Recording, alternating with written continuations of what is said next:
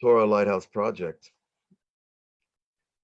I hope you've had a good week and you're ready for a holy weekend. Shabbat always brings around something new, something different.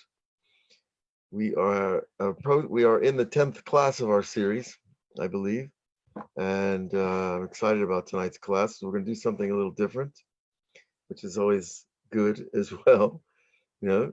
Shake up the Seder a little bit. We're going to start with a meditation. Usually we learn something, and then we meditate about it, and then we talk about it, which is a design that I've worked out over the years to take our Torah from the conceptual to the actual, from the intellectual to the emotional, and then hopefully through either writing or sharing, we even make it practical, bring it into this world. Writing is one of the processes by which we bring spiritual ideas into the physical world. Okay.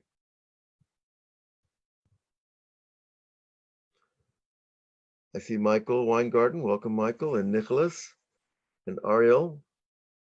Shalom, Ariel, and Fanny Yelias. Or Fanny, no, that's Fanny Elias. I'll get it right. Anyway, so that is by way of introduction. We are at 1 o'clock, so we're officially beginning.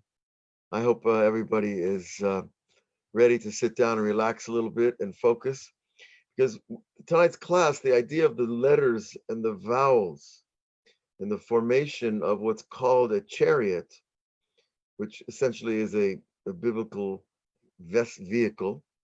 A vehicle is something that carries something from one place to another. But here we're not getting in our cars and driving down I-95. We're getting into our souls and driving up to heaven, hopefully, at least as far as we can go.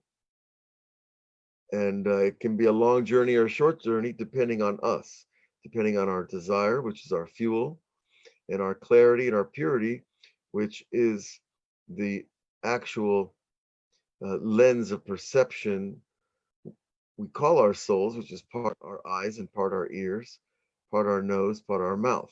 When all those things are pure, then we're able to elevate much easier than when we still have all kinds of luggage down here in this world. Okay, so let's get comfortable. And we're going to go into the meditation, and then we're going to learn some ideas that are parallel to it. But I think it'll be more useful to meditate first without any, what they used to call in brain science, greasing the nerves, right? We want to try to do it the opposite way this time. Let's see what happens. Okay, so let's get comfortable. Relax in our chairs,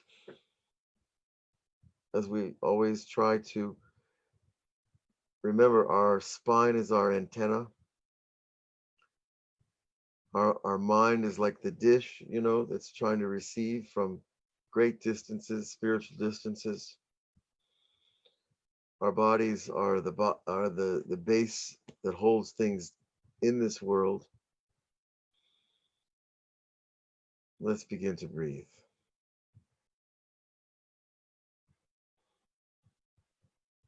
Breathing through the nose, we exhale this day. Everything that's happened to you this day, whether you define it good or bad, is no matter now. We let it go. We can only be here now. So let's be totally here now. With our feet flat and our hands relaxed. With our heads tilting comfortably, so that no muscle is straining because of our body weight or because of our posture.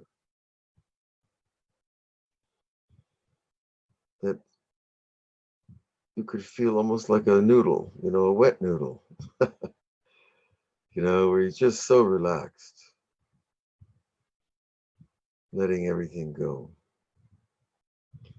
especially ideas, thoughts, the things that have been compelling to us this day. They want to stay attached, but they're really external. Because we're going to engage in a process tonight. A process that parallels the idea of the Chariots, the Merkava, of the movement from heaven to earth, soul power, the movement of human power back to heaven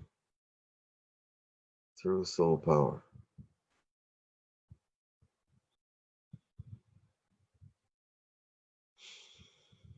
Continue breathing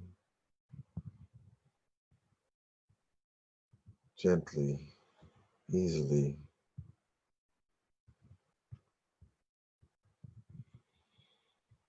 With appreciation for the act of breathing itself.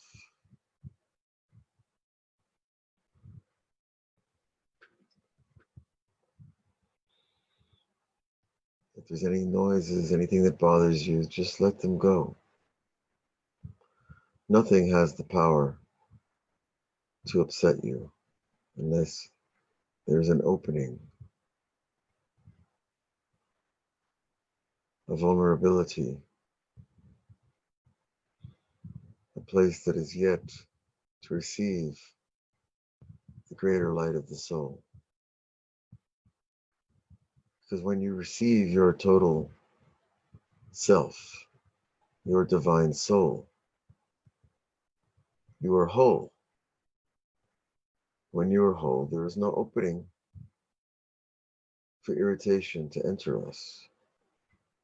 Not the sounds of the world, not the voices of humanity clamoring for our attention. Not even the aches and the pains of our bodies, nor even the emotional upset that we experience in our family life, in our professional life, in communal life. All those potential displeasures can only enter us unless we have an opening. But tonight we are attempting to be whole with the light of Hashem within, complete, without any place for external power to affect us, because we are with the true light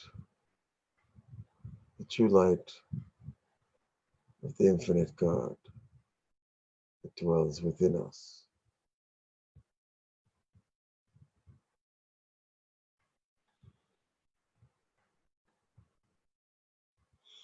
Breathe deep and long.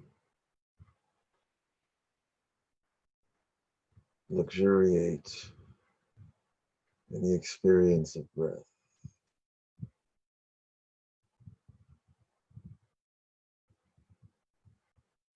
Feel the cool air cooling your heart, which in turn cools the mind from all the heated discussions and noises of the day. Our first goal is simply to see the screen before our eyes, a clear white screen with no images.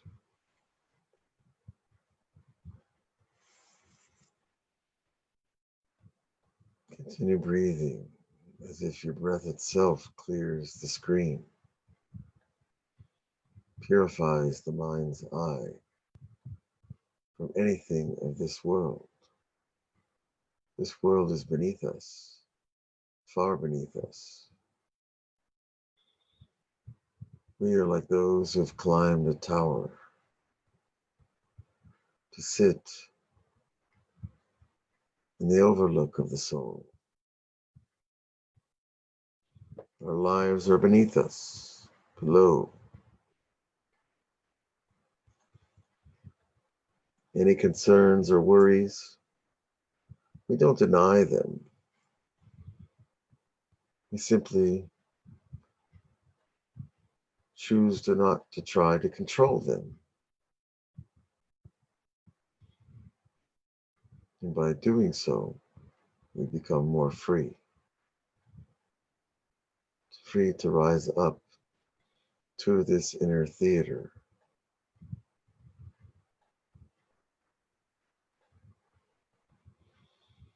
Now, tonight we're going to attempt something interesting.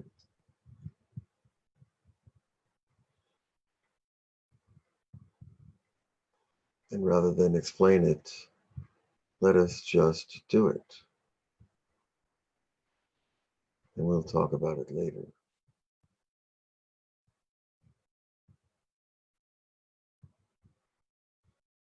So on the clear white screen of your mind, on the right side of the screen,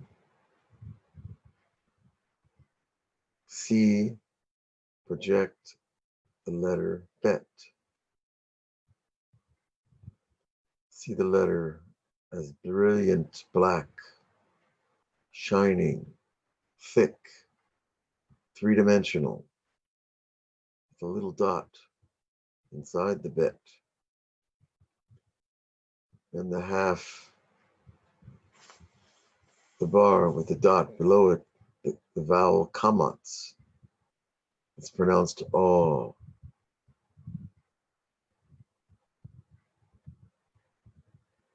The letter ba comes to mind. Bet and kamats. It is there in front of you. It's simply a shape.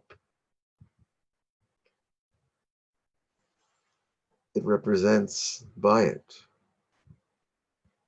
It represents duality, two-ness, two things.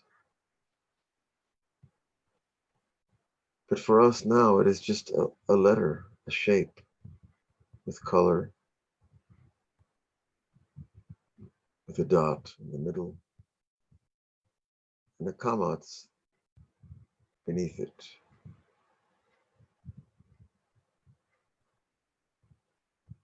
Ba.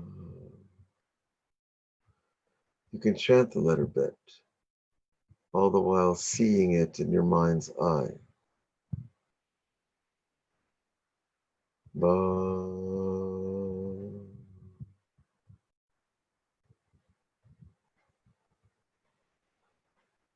Ba. As you chant, notice your voice. Your voice is a tool of projection. It projects from inside to outside the body, from the spiritual to the physical.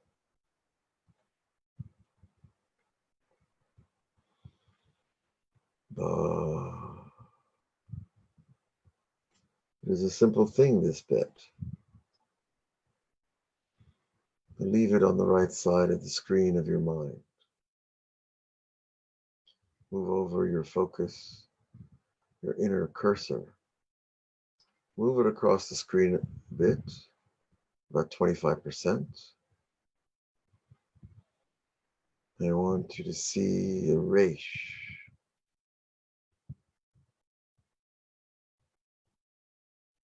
The letter resh.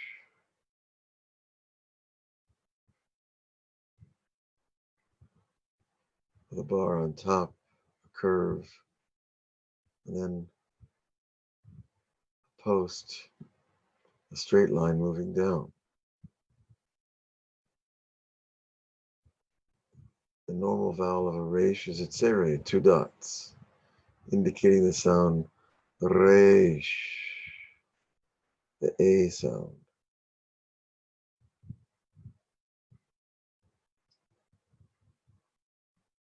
But as we know, every vowel manipulates the consonant it is connected to.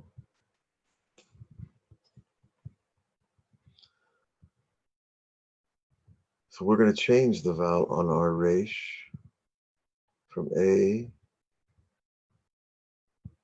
to U.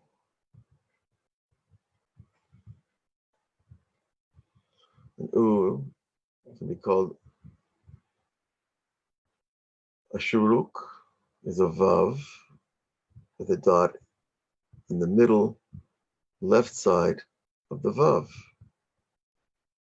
U.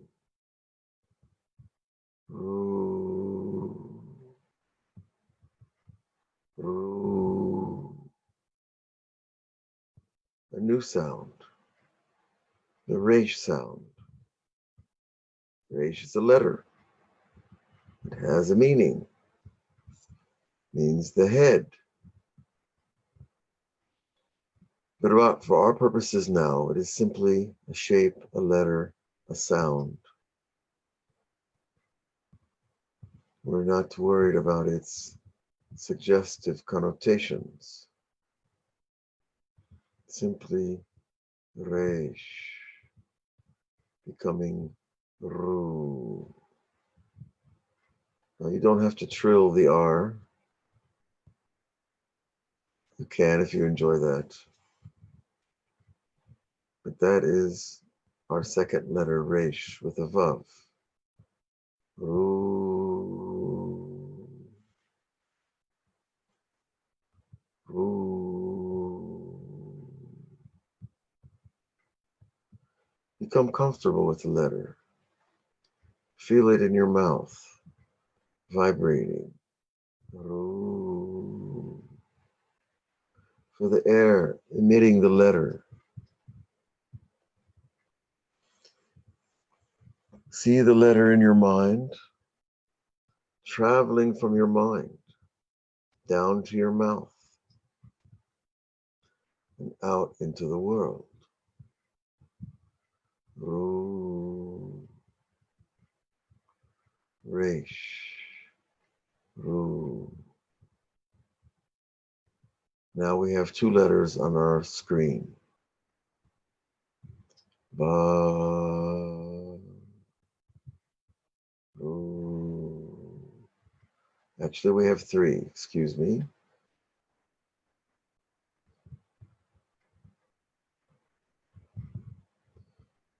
The mafum or shuruk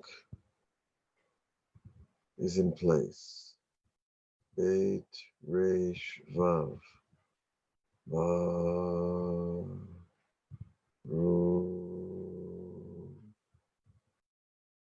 Now we move to the left side of our screen a bit. We see a chaf sofit, a chaf with a long leg reaching down with two dots, one above the other as its vowel. The chaf sofit is chaf. Chaf. Some people have difficulty with this letter. It's okay. Just do the best you can. Chaf. Chaf. It's shaped like your palm. Therefore, a kaf means palm in the literal sense of the name of the letter. Kaf is a palm.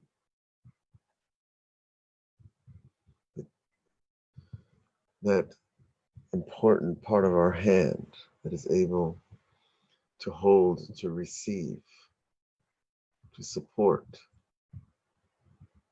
Now, We have 3 letters, separate letters on the screen of our mind, plus the vav for the vowel U. So these 4 letters, they're just floating in your mind's eye.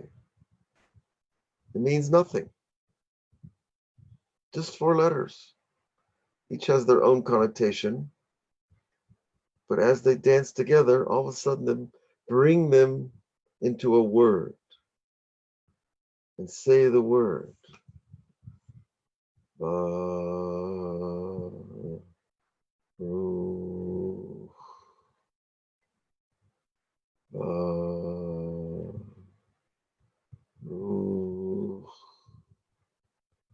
Baruch. We have just changed the world. We've created the vessel of Baruch. 4 letters to receive the blessing of the creator of the universe. Baruch.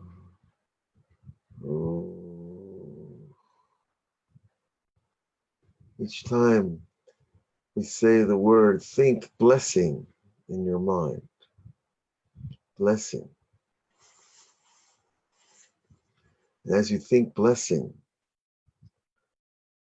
remember you just created the vessel of blessing through combining those letters to create a word. You created a vessel to receive blessing. What will it be, your blessing? Well, of course, it depends on a lot of concepts that we're not going to explore here and now. But what we've essentially done is we've used sound, which is the world of asiya, action. Speech is action.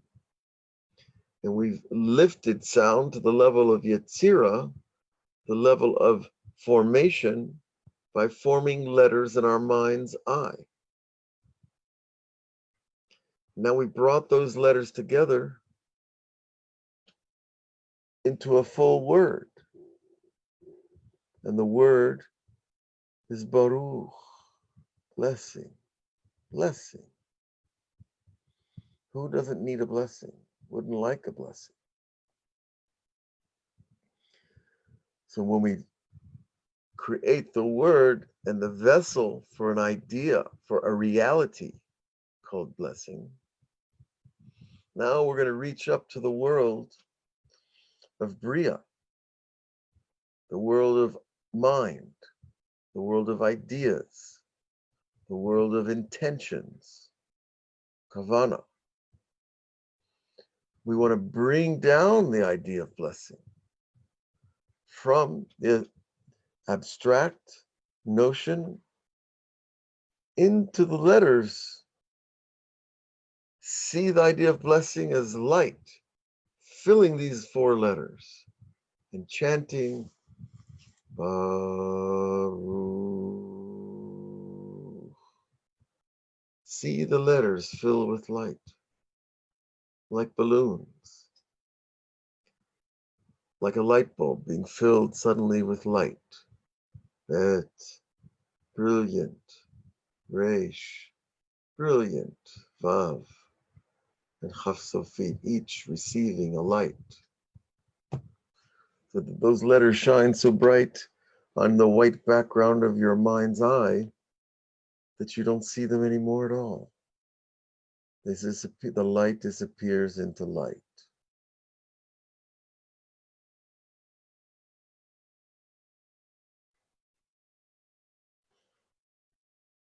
Keep breathing.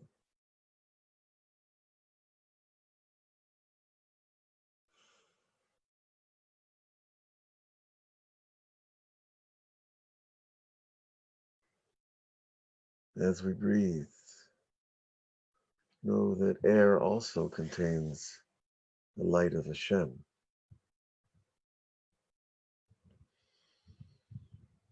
So each breath really is a blessing. because it gives us life.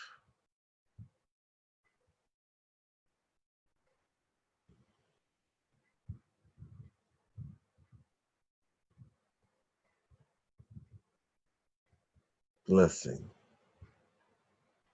Baruch.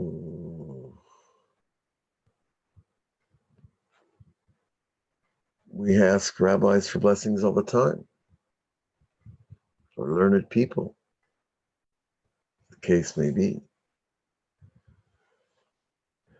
Do we believe that we can bring blessing into our lives?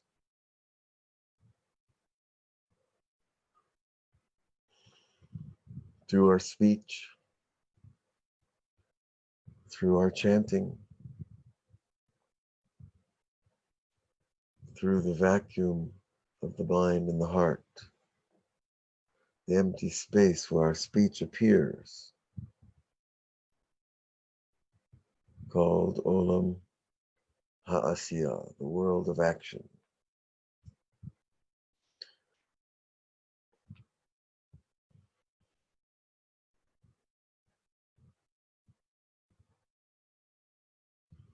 Now, we don't need to look for the blessing now. We have faith it will come in its time. We don't have to test God or ourselves to know that everything that is for a reason. And if negative things, what we call negative things, happen, then we know that there's something good also out there. Continue breathing.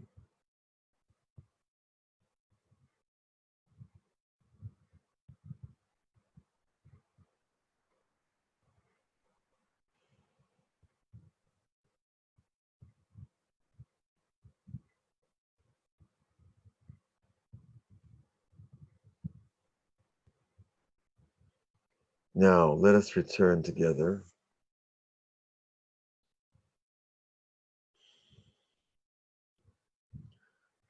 Feeling blessed.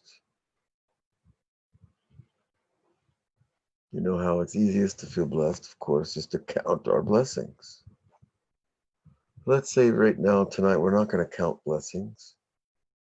We're just going to experience the pure idea. Blessing. Blessing.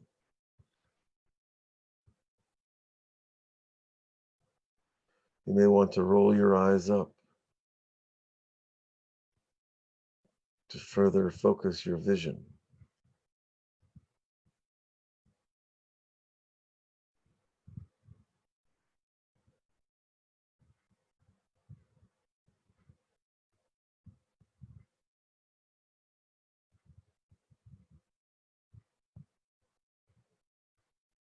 Now, as we experience the letters across our mind's eye,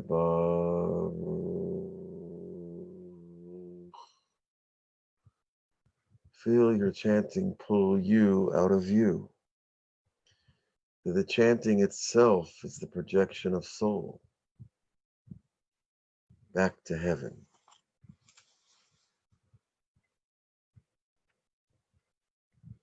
The seeing of the letters, the bringing them together into a conceptual idea, a word, Baruch, is all part of the masculine side of the tree of life that brings down energy.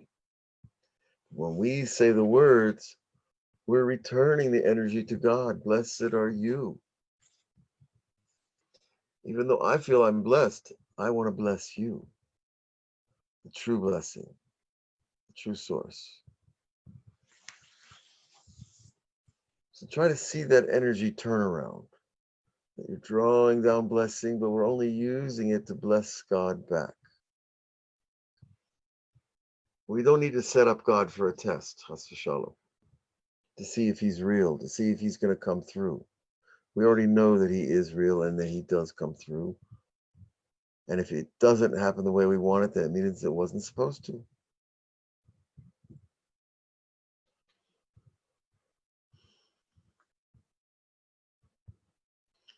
Now you may see things in your mind's eye. Note them. Don't dismiss them. Rather note them, put them aside. We'll come back to them, or they'll come back to us. But the images we see when we meditate are oftentimes metaphors that contain teachings of where we are in our lives. So it's a feedback loop. Our inner vision is a feedback loop that helps us receive what we need to make proper decisions in this world.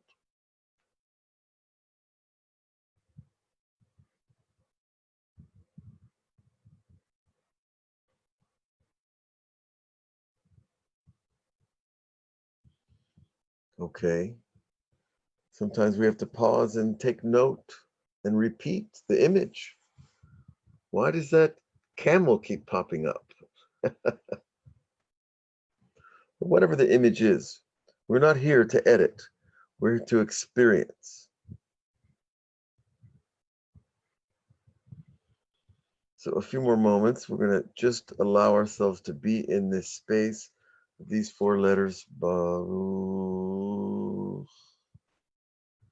And you can extend that word as long as you like, or as short as you like. With different pitch, different tone, different pacing.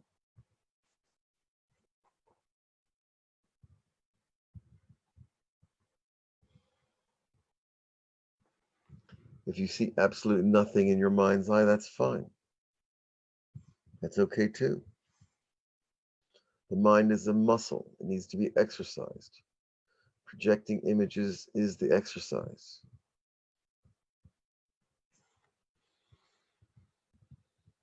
Okay.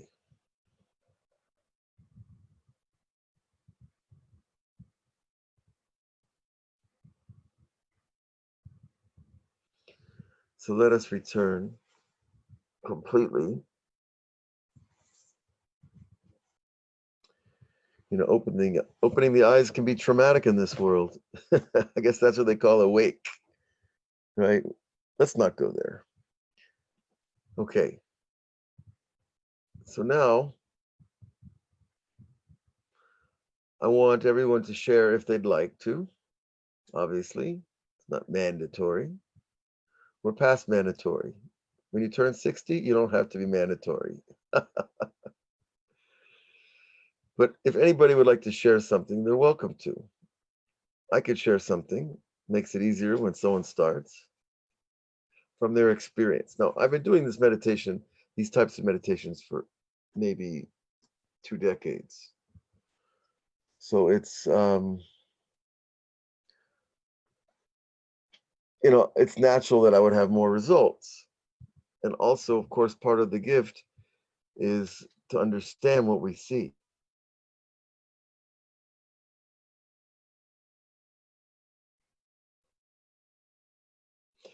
And in my mind's eye, as I was seeing Baruch,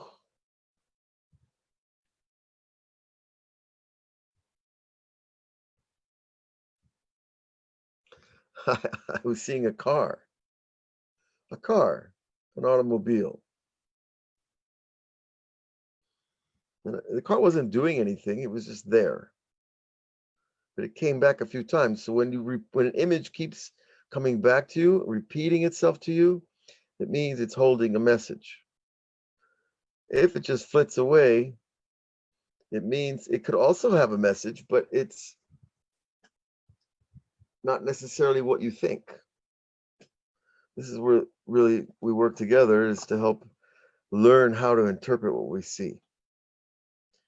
Well, what's interesting is that last Shabbat, I had a dream that I would have a new car. And 2 days later, my son shows up one evening with a new car. He says, Abba, I bought this car. You have to take this car. It's such a great car. No, I had the dream on Shabbat. I didn't know how a new car was coming. I wasn't planning on spending the money. It's Corona time, We're in Corona Noia. We're trying to be responsible people in a difficult time. So I wasn't setting out to buy another car. I had a car. But here comes my son. He shows up with this car. And it's a great car at a great price. But I know that I probably wouldn't have bought it. So you see that God intervened in my life using my son. Of course, my son is a blessing. A good car is also a blessing. So, it occurs to me now that I haven't made the blessing Shechianu on the new car. Now, that is a halacha that we make blessings of Shechianu Kimimanu V'Higyanu L'Zman Hazeh when we receive a new item that's special. If it's a new pair of socks, you're probably not going to make, maybe if they're, socks from the Baseball Hall of Fame, I don't know, but but items that are really valuable and important to you, like a new suit or a new dress, a new coat, or a new car, those are things we make shechianu to. So I already know as I'm talking to you and as I'm seeing this image that my soul is reminding me that I need to make a shechianu. Now, oftentimes, where the rabbis recommend to do this is to get a new fruit, make the shechianu on the fruit, and have in mind the car. Because there's something a little bit materialistic about making a blessing to God about a car. A fruit will keep you alive. Well, a car will help you, but that's a personal thing, and I'm not going to go too far with that, with the materialism of cars. It's such a car culture out there, but it's not the important thing. The important thing is that we need vehicles to do what we need to do in this world. So God help me. So I want to make a shechianu, but on a car, I don't know. Maybe if it was a Rolls Royce, okay, but still, that's also very materialistic. So, but it does remind me I have to go to the fruit stand and find a fruit that I haven't eaten and make a blessing. Wonderful. So that might seem like a small thing, but it's a perfect example about how this system works. We're drawing down blessing. Now, if any of you want to share anything that you've seen or experienced, maybe you haven't. That's fine too. We're here to practice. I'm here to teach techniques and tools that you can use again and again in your own meditations and your own davening. And the idea of Baruch is what we just did was we built a chariot. Now that might say, wait a minute, Avraham, come on. Don't get so excited. It's too late to be excited. But really, what does it mean? We built a chariot. Well, the Tikkuni Zohar tells us that the chariot of God is the letters are the consonants, Beit, Resh, Vav, Chaf. They make the body of the chariot. Baruch is a vehicle to cause something to move. Now the vowels, kamats, shuruk, and the shva at the end of chaf is it's very silent type of vowel. But what we did was, before we only had letters. We were down in a meaningless world, really almost meaningless, unless, of course, I mentioned some of the meanings of chaf and beit and resh, but those are already suggestive things that we know. But on a simple, pure level, we just had a bunch of shapes on a piece of the paper of the mind. Okay, that's all it was. Beit, resh, vav, chaf. But you put them together. You glue them together with your mind. You create a concept. You create a channel. Baruch. It's going to bring down something. Well, what's it going to bring down and from where? Well, we said that each level is coming from the level above it, that the letters themselves, and this is all described in very abstract terms by the Arizal in the Eitz Chaim and the Otzrot Chaim, also in the Parak on Tanta, which is an acronym for Tamim, which is Tet, Nun, Nikudot, which are vowels, Taf, which are Tagim, the flags over certain letters in the Sefer Torah, and the last letter is Aleph for Otiot, of actual the consonants themselves. So each of those corresponds, as we said in the meditation, Asiya, Itzira, Bariya. Okay, and then the fourth level, the cantillations is the level of Vatsilut. The musical notes are what the rabbis, the tradition from the prophets actually, that was given through Moses, how you bend the sound of each letter to create music. Right, so the actual cantillations are telling us, okay, this is a shvanach. Well, that's a vowel, excuse me, a atnach. Atnach is a vowel that precedes the shofar olech atnach. Shofar olech atnach. Right, it's the end of a phrase, a musical phrase. And we have many vowels. Tilsha, going up, right? And we have, I could go through many. It's not really useful now because I'm not teaching that, and I don't want you to walk away feeling like I didn't learn this. It's not fair, but I'm just trying to give you an idea. The idea of Tanta is the four levels, the four worlds, the four parts of the letter that creates movement, that creates our chariot, because the Tikkun Zohar tells us that the wheels of your chariot that makes the thing move are the vowels themselves. Try to say any letter without a vowel. Tough, for example. You can't say a consonant without a vowel to move it. Okay? So I add the vowel patach, a little line that is ah, taf, ah. Suddenly the letter moves in my mouth. Zion. I have to get the ah in there to move the zion. Otherwise, it's just like a buzz of a bee. Zzz. And even that could be reflective of a vowel, but let's not overdo it here for the sake of simplicity, that the vowel moves the letter. And then we go to the level of the tagim. Now the tagim are, it's a famous Gemara that it says that Rabbi Akiva would doresh, explain the halachot that are coming from the tagim of the letters of the Torah. So that's a very high level of drasha. I don't have that with me in front of me now. There are places it can be looked up. But the Gemara says tile tilim of halachot, meaning could be hundreds, thousands of drashot can come from the tagim. What we do know is that those tagim represent the realm of strengthening or kavana, strengthening the kavana of certain letters. Now, without going into that too much, we've already learned in our classes that you have 22 letters. Aleph is the closest to Hashem, Taf is the farthest, and it's an energy continuum from good to evil.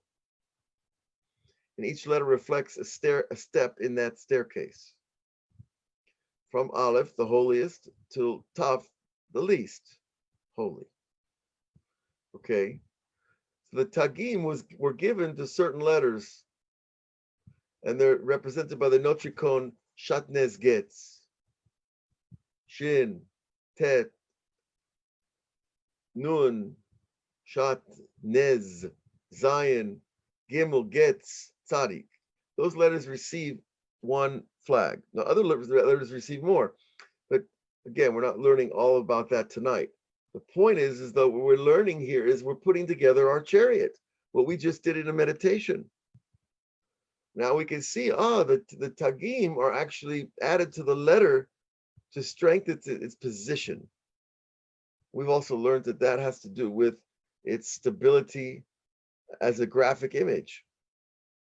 A letter that has 1 foot is weaker than a letter that has 2 feet, or a baseline, which is even more stable. And stable means its ability as a channel to bring power into this world. Aleph has 2 feet squarely on the ground. It's the first letter. Because of that, one reason. It's also broken into component parts. The Aleph is a Yud, a Vav, and a Yud. And Yud, Vav, Yud is the Gematria 26, which of course is the transcendental name. Okay. And the last level of our chariot is when we add on the cantillation, the musical note. And that tells us I could go Baruch. I'm extending the resh. Or you could shorten it by saying Baruch. Or you could elevate it, Baruch. Or you could descend it, Baruch, in tone, pitch. So all these are manipulations that are accomplished by what are called the ta'amim, cantillations. Okay, so you see that the manipulation of sound of these words is not stam, though. When I mean stam, it means meaningless. Okay? That these words, when you open a Sefer Torah, or you hear a Torah read on Shabbat, you are experiencing the prophecy that came from God to Moses. Now you say, well, okay, that's very nice, Avraham, but it's 3,600 years later. Well, actually, it's 3,333, no? I think someone said that this year. It's Shavuot. But nonetheless, that was so long ago, but the words are not old. They're constantly pouring into the world. So when we're saying words of Torah, and we get the vowels right, and we get we understand the tagim, the flags, and we understand the ta'amim and the musical manipulation of the letters, we understand that when music is to inspire the heart. There's certain songs that make your heart open and certain songs that make you cringe, and so that's because your heart is being affected by the type of song. The Torah is called a song. Now, we're not allowed to actually refer to it as a song. It's much holier than, because the standard idea of a song is just a versed, rhyming type of a song or a poem, etc. But the Torah is God's song. Okay, God is vibrating the Torah into reality to create. And when we learn, we're catching on to that vibration and reproducing it in our own mouth. That is part of why it's a chariot, because you are reproducing God's prophecy in Moses' mouth in your mouth by saying, Bereshit bara Elokim et hashamayim et haaretz va'aretz hayta tohu vavohu v'hoshech al pnei tehom. And the starts and the stops, and I'm not a professional laner. I can read a little bit, but I've heard people like Rav Ovadia Yosef read Torah, and it was a magical moment to hear how he read the Torah, because it was so purely channeling through him. And that's a gift, to have that openness. Because usually at shul, we're not in an open meditative state. We're kind of like more aware of the people around us and when Kiddush is coming and wish this guy next to me, etc. So, but if you really meditate first before you hear the Torah read, you're going to have a different experience of those words. Now, we go back to our original definition of a merkava as something that brings energy from above to below or below to above. That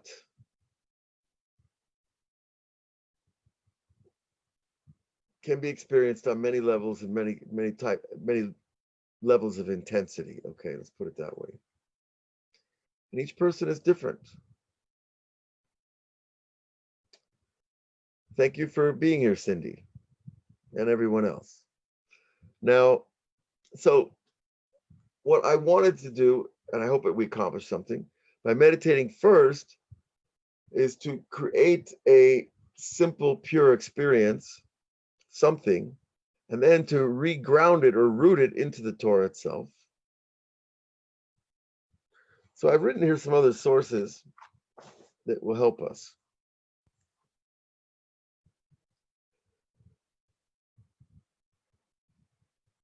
The idea, is also the idea of the Merkava is literally that makshava, thought, the level of thought, which is the level of bria, it is called, Rabbi Nachman calls it in Likutei Moharan, Torah Yud Gimel, he calls it the that which sustains your voice and your speech. So it goes like this. You have a voice. La la la la la la la la la.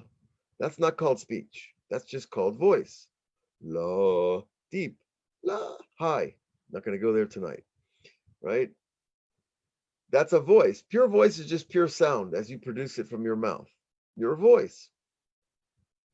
Speech is the next level down, where you take voice and you cut it into sounds that correspond to letters that are joined into words.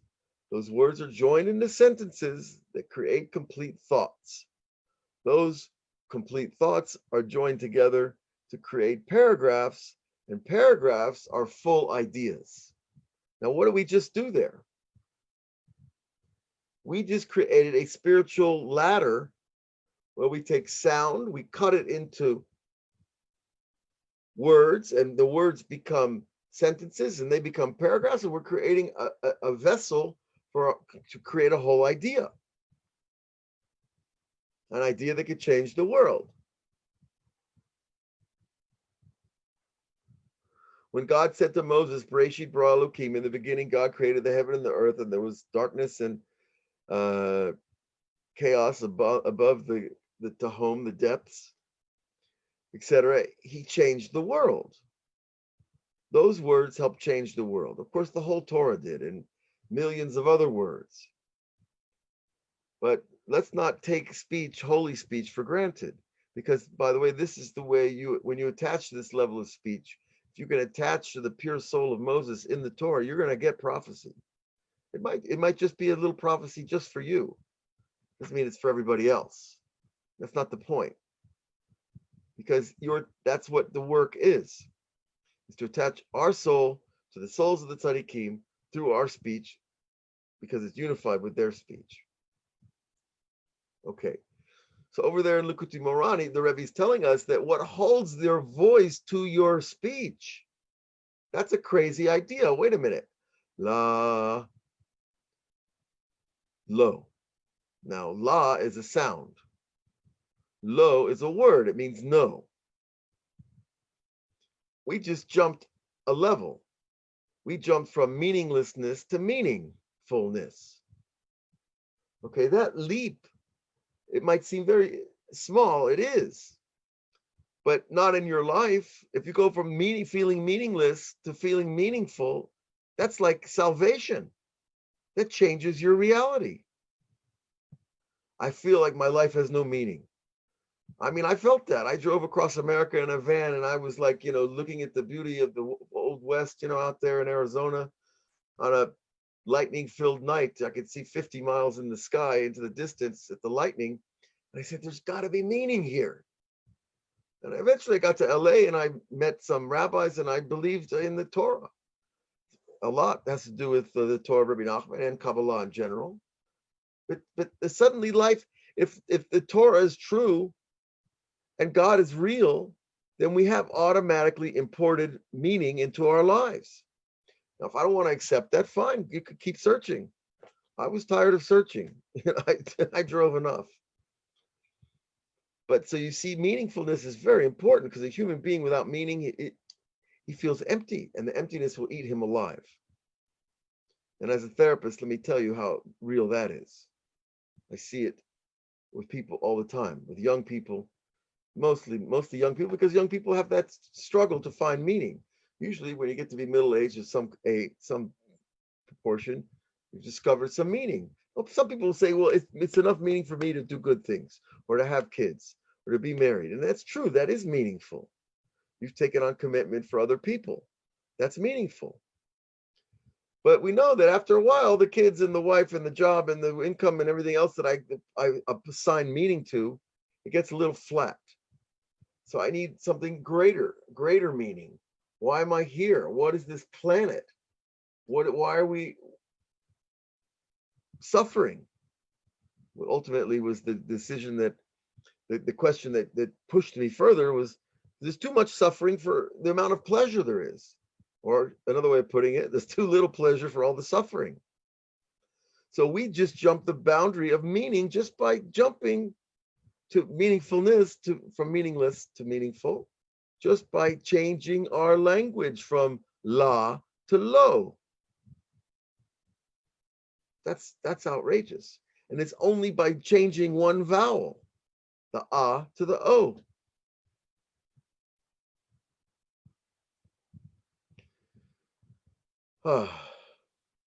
Okay. So what I want to suggest to us is that we pay attention to these moments, because the Zohar, Rabbi Nachman says, is based on what we've been talking about, that your thought is the glue that holds the voice and the speech and the meaning together. And I'm sad to say that if you notice people that are going through terrible things like Alzheimer's and dementia, their language and their meaning start to come apart at the seams. And the mind starts to wander, and all of a sudden, cogent thought is almost impossible. I saw it with a client of mine who had sepsis, blood poisoning, and he died eventually. But I could literally see his mind disintegrating, sentence by sentence. He could not hold a sentence together to create a full thought. He used to be a brilliant guy. Okay, I'm sorry to bring it's a sad example, but it serves our purpose to understand here that the thought itself is what's holding sound to words, which is an order of letters, right? Certain order of letters. And then out of nowhere, we pull down a concept meaning no. No means no, I reject. I say no as opposed to yes. Now, no is very abstract because it has to apply to something. No donuts. Okay, that's pretty clear, right? Et cetera, et cetera. So it needs, the word no needs usually some kind of object to apply to reality. No speeding, no, lying, whatever the no applies to. That's another level, because we went from no as just a word meaning not, but I give it donuts and I create a whole thought, an idea that I shouldn't eat donuts, which is actually true. All right. But you see, and so we're building concepts. Now, as we're building concepts, we're building our ability to move from Aleph to Bet. An idea, remember, is in the head, and that's in the spiritual realm. When we bring it into our mouth and speech, it's in the physical realm. That is the idea of the Merkavah. We're moving energy from a high place to a low place, speech down in the physical three-dimensional world. And the ideas are coming from a multi-dimensional world that is boundless. Okay? With all of that said, now we can use that and look at our meditation more and pay attention more. I want to read some notes here. Oh, Cindy says she has to do a challah class, so she should be blessed to make beautiful, tasty challah for all her friends and family and whoever merits that. Rhonda writes, all I saw was a black screen, no letters, so I was wondering, is that because, if that is because I missed something because I did not attend all the classes? No, I'm not sure about that, Rhonda. That's a good question. It's a fair one. I wish it was that simple. I've talked about this phenomenon that we all have a third inner eye, but sometimes it's not open. It's just like you go to the theater and it's closed. Wait a minute, it's supposed to be open. It's 5 o'clock on. No, you got the day wrong, the time wrong, something. There's sometimes our inner eye is closed. Some people have never opened their inner eye. And that I could recommend to do that. We need to pray, and real intense prayer, like, God, I'm outside your palace. God, I'm your child and I'm locked out. Imagine yourself. This is a meditation I've done for years. Imagine yourself, we're not going to do it tonight, but imagine yourself the child of the king, and you come home after a long journey and the palace is locked and they won't let you in. And it's a cold, rainy night. And here you are, the prince, the princess, and you're pounding on the door. They say, we don't know you. Who are you? That's the feeling I had before my inner eye was opened. And I cried out to God. I said, God, please help me do these meditations. Help me see these letters. Help me see what there is to see. Because this world is not enough. This world is, I see too much of the things I don't want to see. I want to see pure things. So that's, in a very quick fashion, Rhonda, that is what I can say. Is now it might be that you got angry today at somebody. Black is a color usually denoting a cutoff or anger. Anger causes all cutoff in the soul. There are many sins in the Torah that, and I'm not applying this to you, Rhonda, don't take it that way, but there are many sins in the Torah that are called they bring karet. Karet means spiritual cutoff. Where literally it's like a knife in the heart. You feel cut off from your true self. Cut off from love, cut off from awe, cut off from all the good qualities. That's karet. But anger, I was just reading today, in the Gerata Ramban, which he wrote to his son. He says that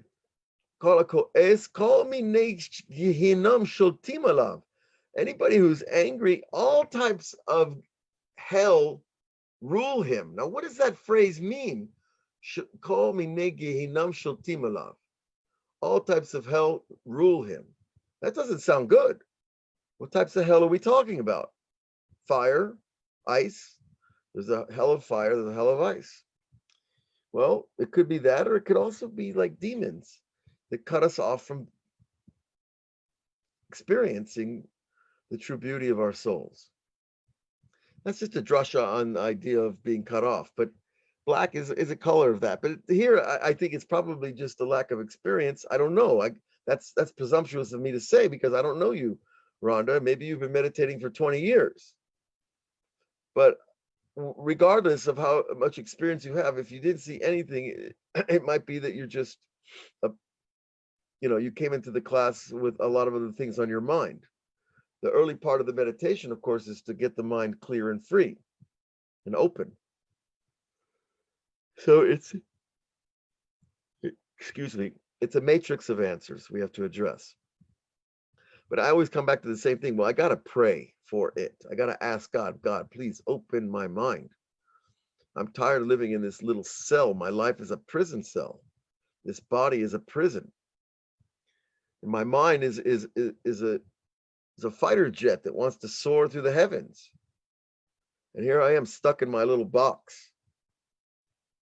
I used to feel that way at times.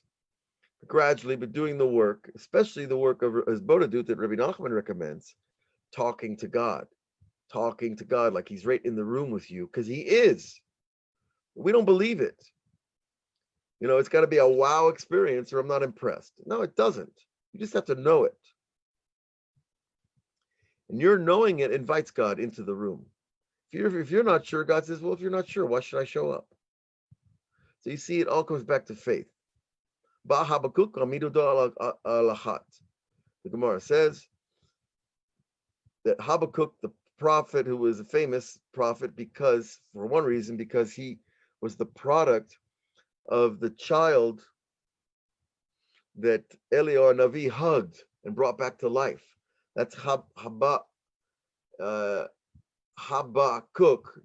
is the Lashon Haba is beloved or also to hug. Chibev. Anyway, so Habakkuk came and said, you know what? Don't tell me the 13 principles of Torah. That's too complicated. And the 7 and the 6 remembrances and the 7 zichronot, I think, 6, 7. There's a lot. Whatever, the rabbis brought Habakkuk's stance and says, no, the whole Torah rests on one thing. Amido al-ahat. What does it mean? He stood it up on one. What did the rabbis say? One principle. What is the principle? Tzaddik yichyeh b'emunato. A tzaddik, a righteous person, lives in his faith. That faith is the energy field I need to be creating all the time. If I could be a hippie. I want to live in love all the time. I want to love, love, love all day long. That doesn't last, because it's first of all, it's too expansive, and you can't you have to keep creating new vessels to hold your love. Or you can say, no, justice, justice, justice. I'm living in justice. Then you're going to be like a court, a judge in court. Who wants to hang out with such a person? You can't live in justice all the time. It becomes too much din, too much judgment. And so on with all the traits except faith. Faith you can stay with all day long. I believe in God. I believe it's good. I believe good things are going to happen. I believe Corona is going to turn the world around. I believe that all suffering is for purpose and meaningfulness and useful and good. And that those statements are part of our Jewish tradition of belief. So we can always turn to belief, and belief is the foundation. And I have to believe that if I'm here in this class tonight, that God wants me to grow. And God wants me to learn about meditation. I chose to be here. I was interested in this class. And now I sit down to the meditation. You mentioned this before, Ariel, that nothing happens. You don't see anything. You don't experience anything. Well, first we got to erase the idea of the wow. I don't need wow. I just need truth. My truth. I don't need to be wowed. I just need to be reminded by the new car, the image of a car in my mind's eye, that I need to say Shechianu. That's all. That's big enough for me. Now, it's true that I had a dream about having a car before the car came around, so that's nice. But it's not earth-shattering type of prophecy. Other types of dreams I've had are much more, well, let's say, life-changing. I told this story before, but I had a dream that my bed was on fire, and I woke up, and in the middle of the night, I said, I'm going to go see my friend. I don't know why. I just out of nowhere, I go see some friend. I get in my car. I drive down to his house. His porch is on fire, and they're all sleeping inside. So thank God I woke them up. We put out the fire, and nobody got hurt.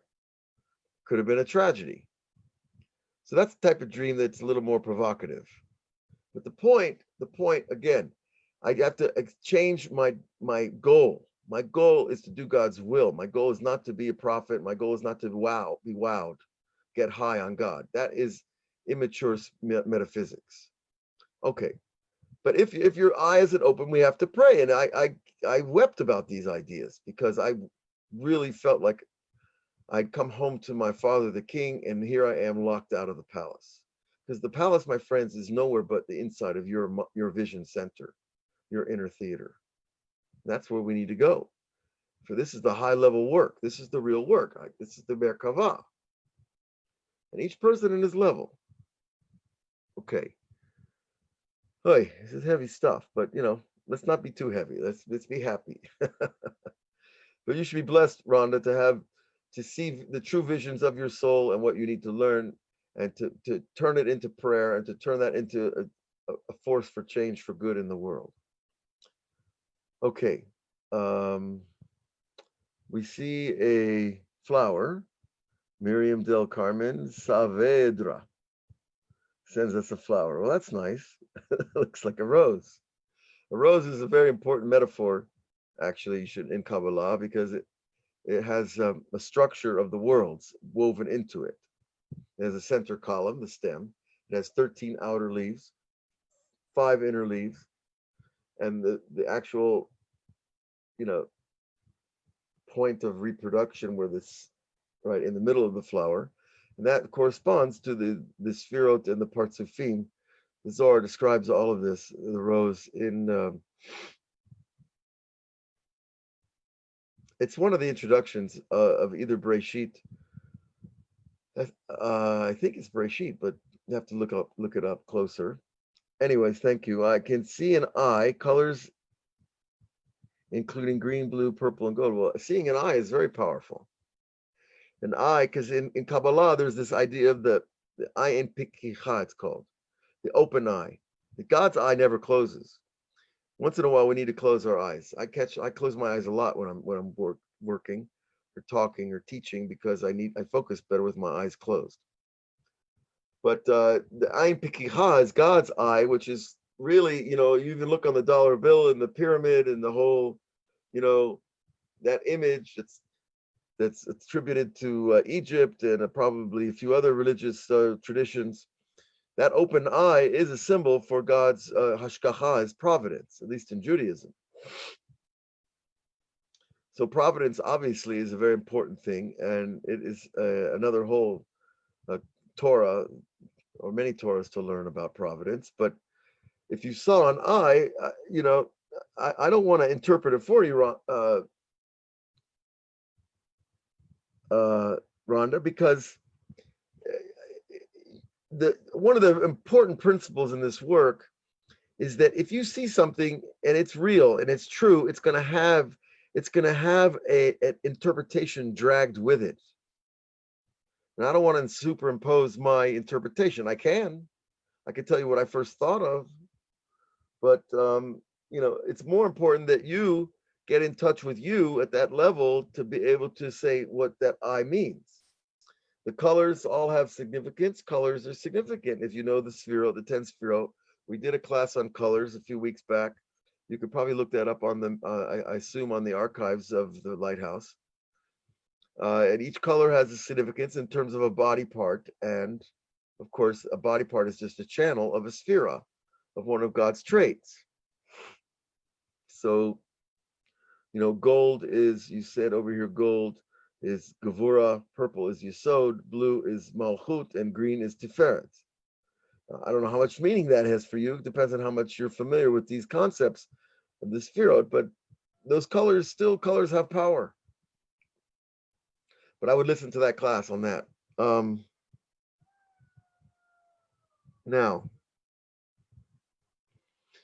so if you want to write me and talk about it, you can always write me, any of you, on my not on Facebook. That's too hard. I end up writing in public. Drop me an email to avramshira@gmail.com, or maybe Rabbi Avraham Shira. I'm not sure if the web manager put the title in the beginning. The Rebbe said labels are for genes, not for human beings, right? Okay. Fanny writes, what is if she uses her imagination to turn on the light on the screen? That's good. That's very good. Our imagination. Someone said to me, "Oh, Avraham, you're just teaching imagination. It's not necessarily real." And I said, "You're absolutely right. But the difference between what you're saying, which is completely negative, it's pejorative, it's an insult to your own mind, and it's truthfully, it's an exemplification of someone who hasn't learned the Kabbalah and this part of Kabbalah properly. The imagination is a tool that can fool us. Rabbi Nachman says the imagination is the tool of the Yetzer Hara, but when you purify your imagination, it becomes the lens of prophecy, the lens of foresight, insight, looking backwards as well. So it just depends on how clear your lens is. So when we talk, I'm getting excited, excuse me, but it's getting late. How are we doing? It's getting there.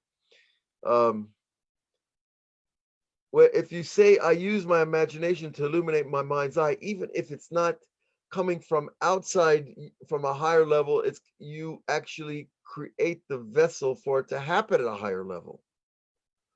So let's say I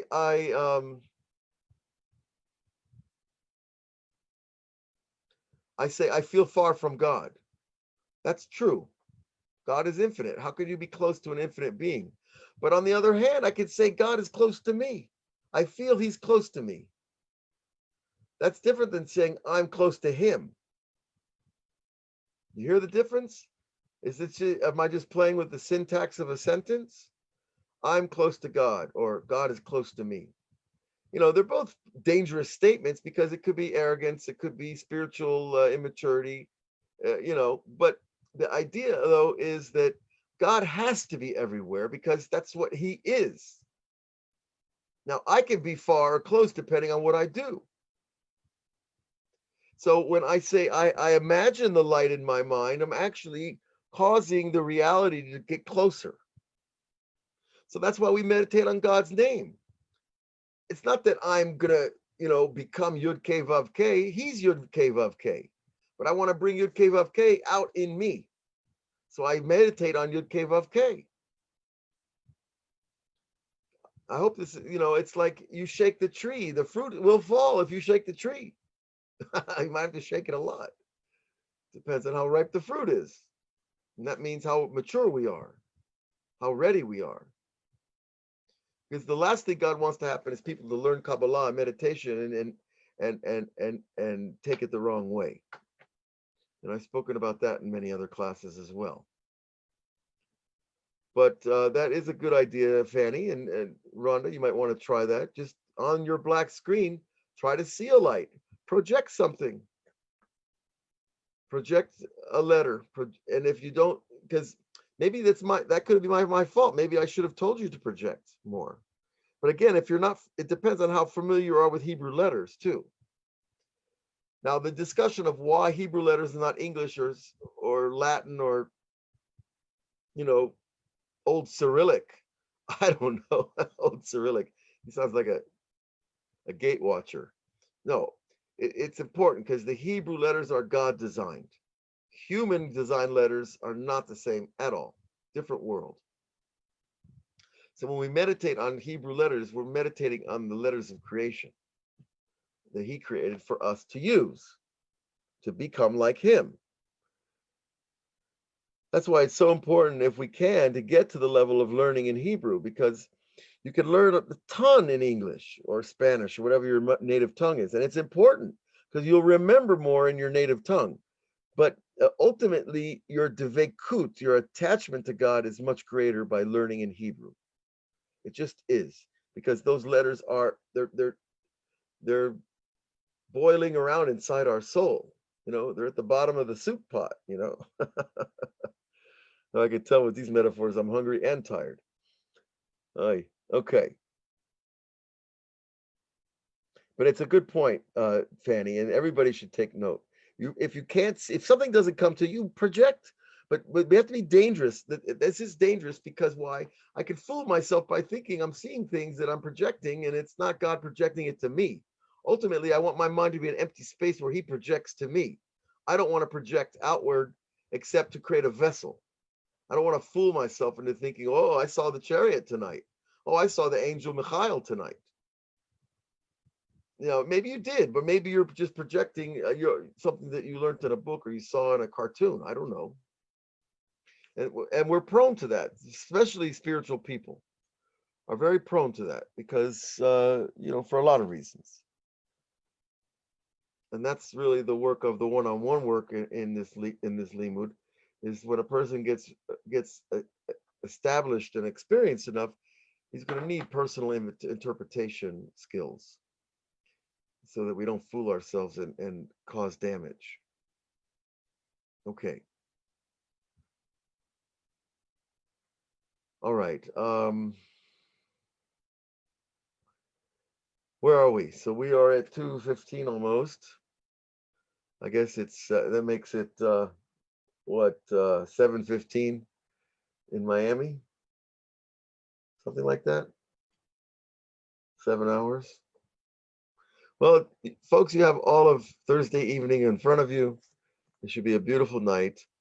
I spent a lot of wonderful times growing up in Miami Beach and Hollywood and Fort Lauderdale. There's nothing like the sound of palm trees. Go out to talk to Hashem in those beautiful places. There's nothing more valuable than being alone with God. And this is where the mind will open and we will have experience and we will have that what they call it, the Rabbi Kaplan uses a phrase, the influx, right, of that spark of light, that divine light that opens the heart, that expands the mind. And then we'll start to move. And you will experience the chariot. And I'll tell you a secret that I don't actually like to tell because some people can misuse it. But when you close your eyes and you start moving, like you feel like you're traveling in your vision space, that's exactly what we're talking about. Because the eyes are the vehicle of vision. Even Isaac Singer, the famous Yiddish writer, talks about it in one of his stories. That the eyes are the vehicle of transport. Because in heaven, that's all you need. You don't need hands and feet in heaven. But you need your eyes to see where you're going and to see what you're being shown. So if you close your eyes and you move, you're like you're on one of those Disney rides. It's really an amazing thing. I don't know how Disney hopped the idea. It kind of upsets me because Disney was an anti-Semite. But the idea, what they do, they put you in a chair, and then they, instead of moving you through a ride at a carnival, you sit still, and they move the images past you on screens. That's how all those Disney rides started. That is a placebo experience of what we're talking about.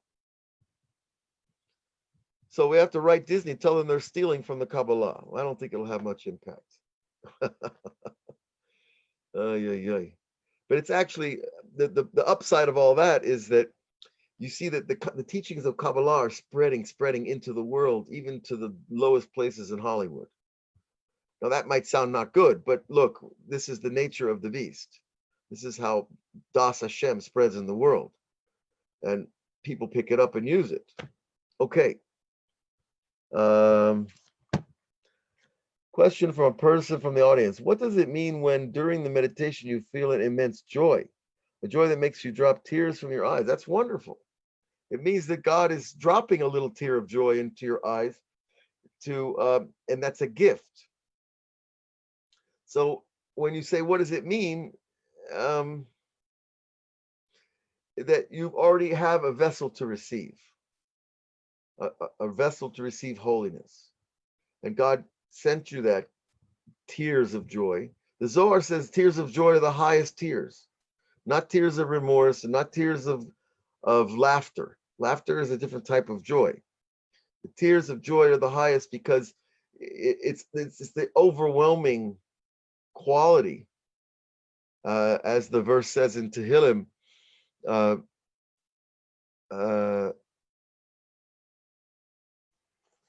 Oh gosh, now that I try to remember it, it's slipping. Again, I'm tired. Oh, it'll come back to me. Oh.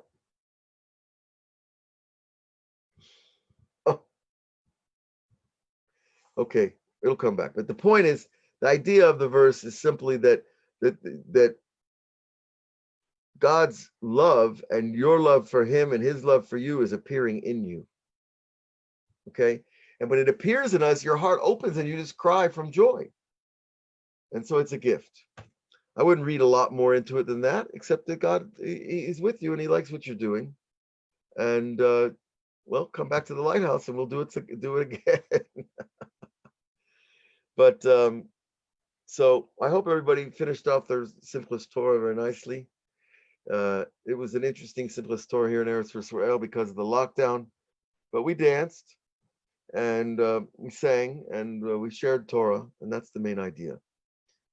And may you all be blessed to come to Eretz Yisrael for the Hagim, and maybe for your whole life, the rest of your life. But it's a complicated world right now, but we are looking forward to big changes this year. And like I said in the meditation, that the corona is only here to take us to a completely new level. And you see that it's always the negative precedes the positive. That's how God works. We saw it in this idea of, where was I reading this? Well, that's the whole idea of exile itself, that there has to be an exile before there's a redemption. Because if you don't have an exile, there's nothing to be redeemed from, right? So we are in the midst of the redemption and relieving the exile. And we all should be blessed with the vision of that and our place in it. And Shabbat is the time for it to experience that. And looks like my screen's been steadily dropping. Sorry about that.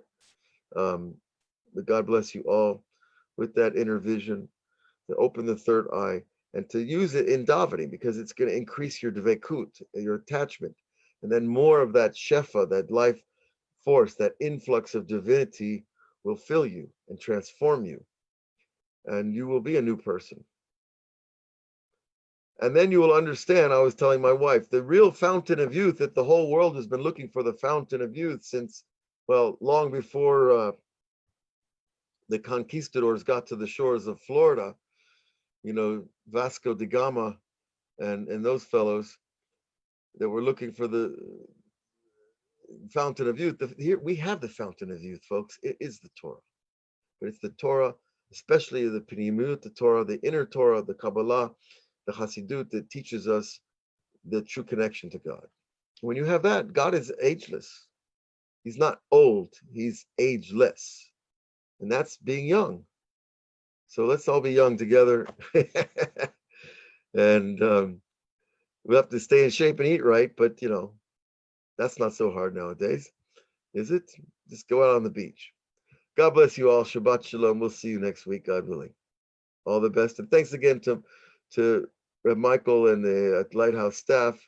And keep them in mind when you're giving out that maaser, because this project, this operation is not a simple one.